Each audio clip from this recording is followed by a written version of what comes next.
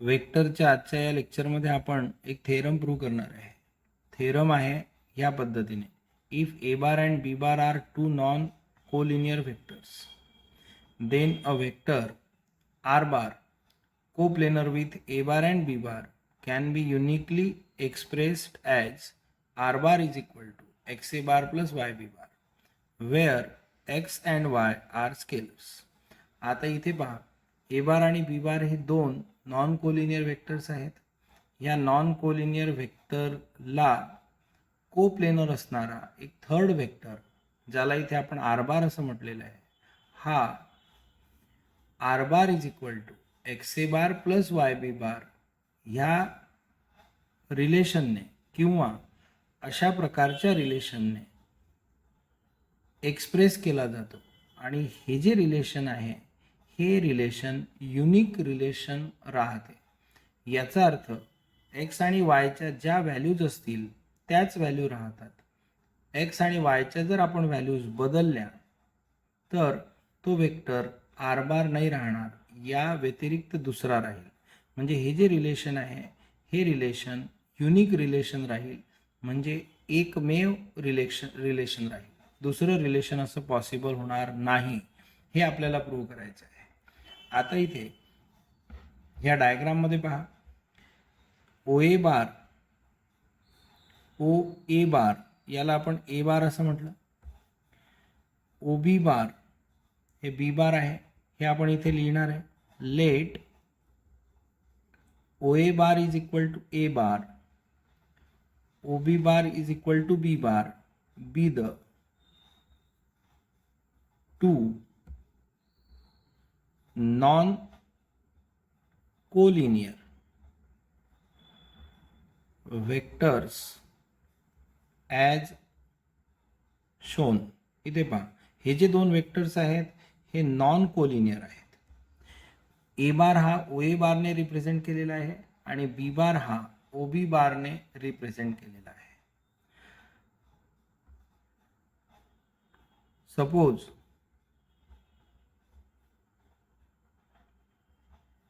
there exist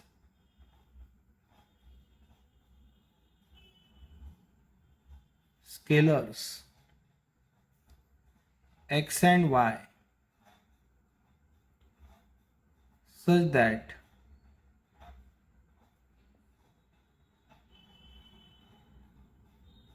OP bar is equal to x OA bar and OQ bar is equal to y OB bar. समजा या ठिकाणी scalars आहेत x आणि Y, आणि हे scalar ह्या पद्धतीचे आहेत ज्यामध्ये आपल्याला ओ पी, म्हणजे इथे आपण एक पॉईंट घेऊ, समजा पी, हा जो ओ पी आहे, ओ पी बार हा आपल्याला मिळतो, हा वेक्टर आपल्याला मिळतो एक्स ए बार. आणि ओ क्यू बार म्हणजे इथे कोणता तरी एक पॉईंट आहे क्यू, आणि हा जो वेक्टर आहे हा आपल्याला मिळतो वाय बी बार. इथे आपल्याला वाय बी बार मिळत आहे, इथे आपल्याला एक्स ए बार मिळत आहे. म्हणजे इथे आपण ह्या पद्धतीने ॲज्युम केलेलं आहे, suppose there exist scalars x and y such that O P bar is equal to x into O A bar. X into O A bar म्हणजेच x A bar and O Q bar is equal to y O B means B bar. O B जो आहे इथे हा ए बार होता, हा vector B bar होता, तर ओ B बार हा बी बार आहे म्हणून वाय बी बार. असे दोन स्केलर्स त्या ठिकाणी आहेत. आता आपण इथे काय करणार आहे, ओ पी आर क्यू, इथे हा पॉईंट घेणार आहे आपण आर. नाउ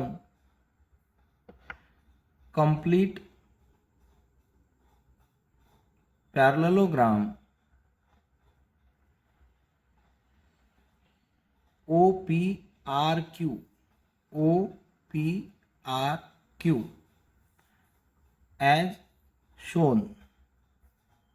या डायग्राममध्ये ज्या पद्धतीने दर्शवलेलं आहे त्या पद्धतीने ओ पी आर आणि इथे Q, O P R Q असा एक पॅरलोग्राम आपल्याला कंप्लीट करायचा आहे. Complete parallelogram O P R Q as shown. आता इथे पहा, then by parallelogram law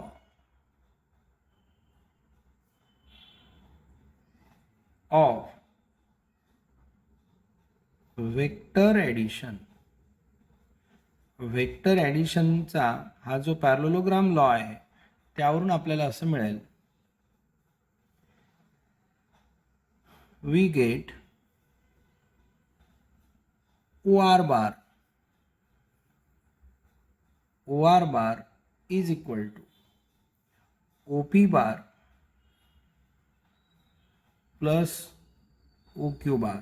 O P bar plus O Q bar म्हणजे आपल्याला ओ आर बार मिळेल. आता इथे suppose O R bar is equal to R bar, then जर O R बारला आपण आर बार असं म्हटलं तर आपल्याला मिळेल R bar is equal to O P bar plus O Q bar. आता ओ पी बार आपण या आधी लिहिलेला आहे. ओ पी बार म्हणजे एक्स ए बार आणि ओ क्यू बार म्हणजे वाय बी बार, म्हणून आपल्याला मिळेल इथे r bar is equal to x A bar plus Y B bar. आता इथे हे जे आहे हे रिलेशन म्हणजे हा जो वेक्टर आहे आर बार हा ए बार आणि बी बार यांच्या लिनियर कॉम्बिनेशन एवढा आहे. हे जे एक्स ए bar plus Y B bar आहे याला linear combination of two vectors म्हटलं जाते आणि हा थर्ड वेक्टर आहे. आता इथे पॅरलोग्राममध्ये ओ पी, ओ आर आणि ओ क्यू हे कोप्लेनर आहेत. याचा अर्थ हा जो आर बार आहे हा आर बार ओ पी बारला आणि ओ क्यू बारला कोप्लेनर आहे.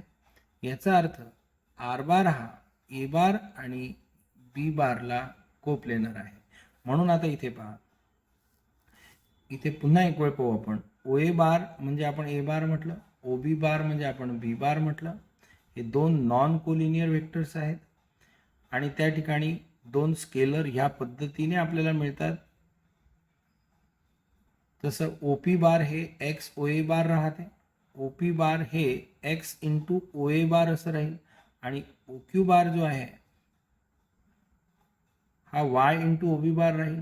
म्हणजे यामध्ये ओ पी बार आणि O Q bar, O P बार हा ओ ए बारला कोलिनियर आहे आणि ओ क्यू बार हा ओ बी बारला कोलिनियर आहे असं आपल्याला मिळेल. आता आपण काय केलं, इथे एक पॅरलोग्राम कंप्लीट केला. तो पॅरलोग्राम आहे ओ पी आर क्यू. मग आपण इथे ओ आर बार हा वेक्टर काढला. इथे हा आहे डायगोनल वेक्टर. आता त्याला आपण आर बार असं म्हटलं, म्हणून पॅरलोग्राम लॉ इथे जर आपण अप्लाय केला तर आपल्याला मिळेल o R bar is equal to O P bar plus O Q bar. आता या ओ आर बारला जर आपण आर बार असं म्हटलं तर आपल्याला मिळेल R bar is equal to O P bar plus O Q bar आणि फायनली मिळेल R bar is equal to x A bar plus Y B bar. इथे आर बार हे ए बार आणि बी बार याचं लिनियर कॉम्बिनेशन आहे आणि आर बार हे ए बार आणि बी बारला कोप्लेनर आहे.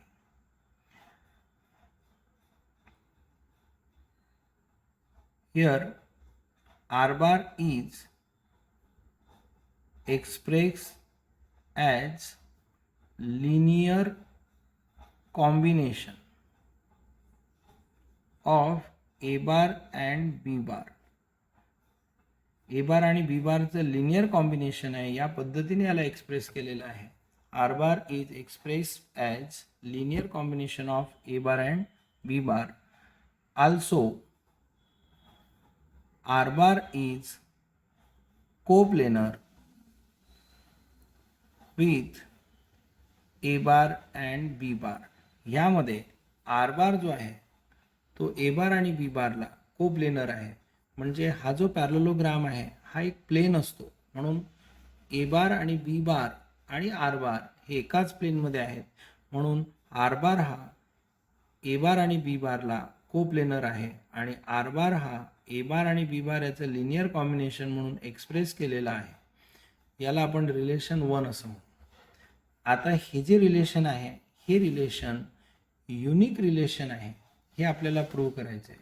म्हणून आता इथे to prove uniqueness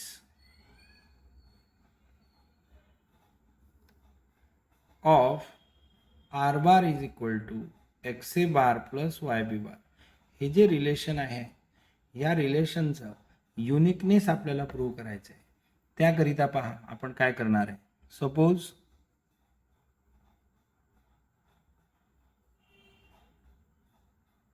x1 and y1, x वायच्या ऐवजी आपण x1 आणि y1 असं घेणार आहे. Suppose x1 and y1 R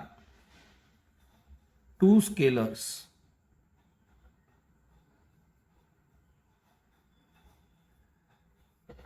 such that r bar is equal to x1 a bar plus y1 b bar. इथे x1 आणि y1 हे दोन स्केलर ह्या पद्धतीचे आहेत की आपल्याला r bar is equal to x1 a bar आणि y1 b बार असं मिळेल, सच दॅट हे x1 आणि y1 दोन स्केलर असे आहेत की r bar is equal to x1 a bar plus y1 b bar मिळेल. आणि यामध्ये कंडिशन काय आहे, x is not equal to x1 and y is not equal to y1. म्हणजे इथे हा जो xy आहे, x आणि इथे घेतलेला x1 हे डिफरंट आहेत, म्हणजे इक्वल नाही आहेत, डिफरंट आहेत. इथे वाय बी बार आहे, इथे y1 बी बार आहे. हा y आणि हे y1 सारखे नाही आहेत, म्हणजे नॉट इक्वल टू. म्हणून इथे आपल्याला ह्या पद्धतीने या पद्धतीने हे सगळं एक्सप्लेन करायचं आहे की x1 आणि y1 असे दोन स्केलर त्या ठिकाणी पॉसिबल आहेत जे आपल्याला r bar is equal to x1 a bar plus y1 b bar हे रिलेशन देतील.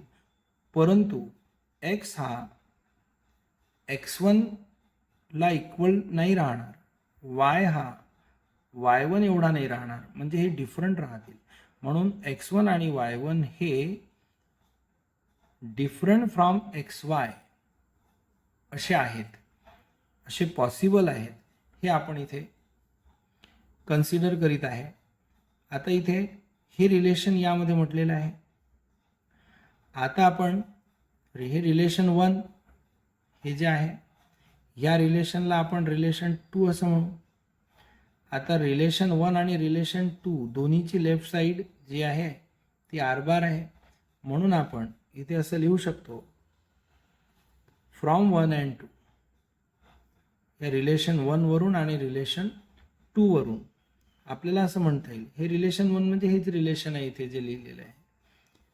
दोन्हीची लेफ्ट साईड सारखी आहे, इथे आर बार आहे, इथे आर बार आहे. किंवा हे रिलेशन घेता येईल, चला हे रिलेशन घ्या, इथे आर बार आणि इथे आर बार, हे दोन्हीची लेफ्ट साईड सारखे आहे, राईट साईड मात्र वेगळी आहे. म्हणून आपल्याला असं लिहिता येईल, therefore x1 a bar plus y1 b bar is equal to x a bar plus y b bar असं घेता येईल. दोन्हीची लेफ्ट साईड सारखे आहे म्हणून राईट साईड आपल्याला इक्वल करता येते. आता इथे हा जो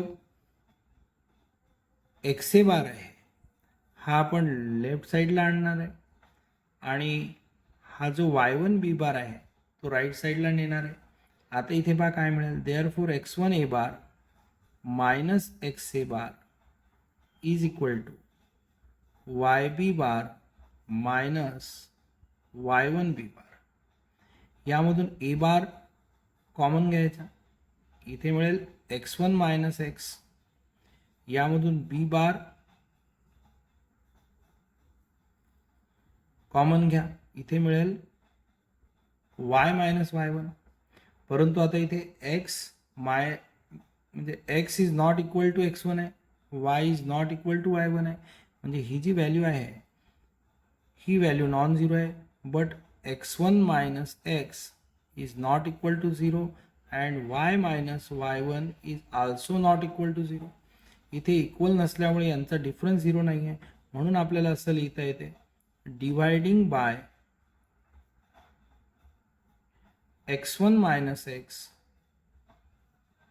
ऑन बोथ साइड्स, दोन्ही साईडला x1 मायनस एक्सने डिवाइड करता येईल कारण ते नॉन झिरो आहे. म्हणून आपल्याला इथे मिळेल A bar is equal to y minus y1 upon x1 minus x B bar. आता इथे A bar is equal to y minus y1 upon x1 minus x B bar असं आहे.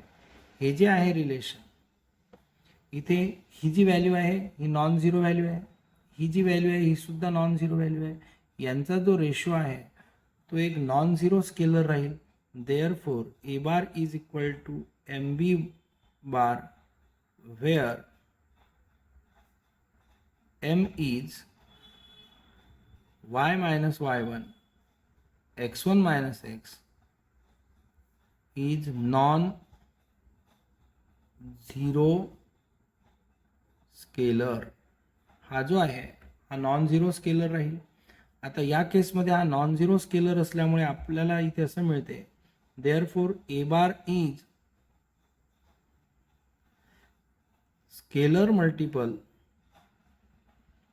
ऑफ बी बार असं मिळेल.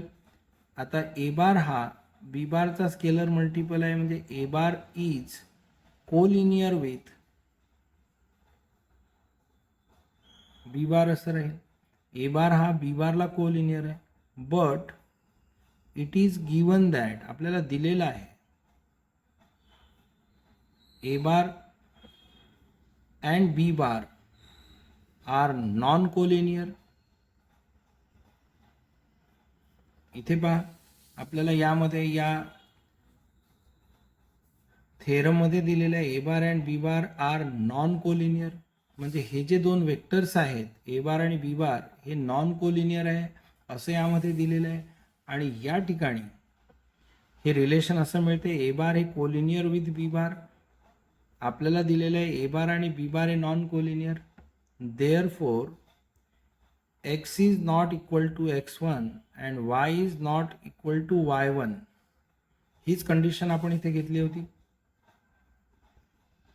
हे दोन separate वेगवेगळे होते हे आपल्या कन्सिडरेशनमध्ये, म्हणून x is not equal to x1 and y is not equal to y1 is wrong.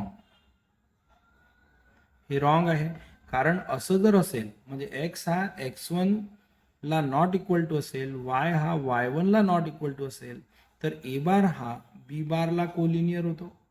परंतु ए बार हा बी बारला कोलिनियर नाही आहे. याचा अर्थ x आणि x1 हे वेगळे नाही आहेत, हे सारखेच आहेत. म्हणून आपण असं लिहू शकतो x is equal to x1 and y is equal to y1. Therefore r bar is equal to x A bar plus Y B bar is an unique expression. हे जे एक्सप्रेशन आहे ते युनिक एक्सप्रेशन आहे.